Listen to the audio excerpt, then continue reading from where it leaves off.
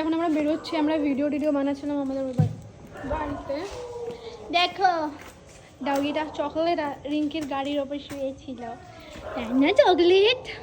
তাই না চকলেট? তোমার নাম চকলেট? তোমার নাম চকলেট? কে রেখেছে তোমার নাম চকলেট? মমি রেখেছে। তোর থেকে অনেক সুন্দর দেখতে রিঙ্কি, তোর থেকে অনেক সুন্দর, তোর থেকে অনেক মায়া বুঝে, জানিস? তোর মতন স্বার্থপর ও একদম। কি তুমি 6 বছর ধরে আমাকে এই চিনলা? 1 বছর। চকলেট, এটা হচ্ছে লালুর ক্যান্সার হয়েছে। ডক্টর এসেছিল আজকে, বলে দিয়ে গেছে, ডক্টর বলেছে। তো ওর মুখের অবস্থাটা খুব খারাপ। মা অনেক দিন ধরে ওকে অনেক রকমের মেডিসিন দিয়েছিল, কিন্তু বোঝেনি যে ওর ক্যান্সার হয়েছে। দাঁড়াও, তার জন্য ওর কেমো শুরু হবে 2-3 দিন পর থেকে, মা বলে দিয়েছে ডক্টরকে।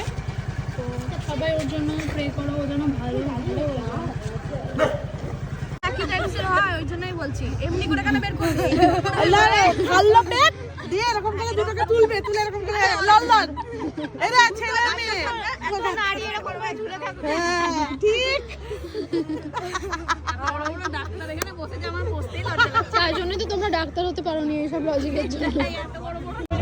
সো আমরা এখন আবারও চলে এসেছি কেটলিতে। আজকে আমাদের মেম্বার অনেক বেশি, পুরো চাঁদের হাট।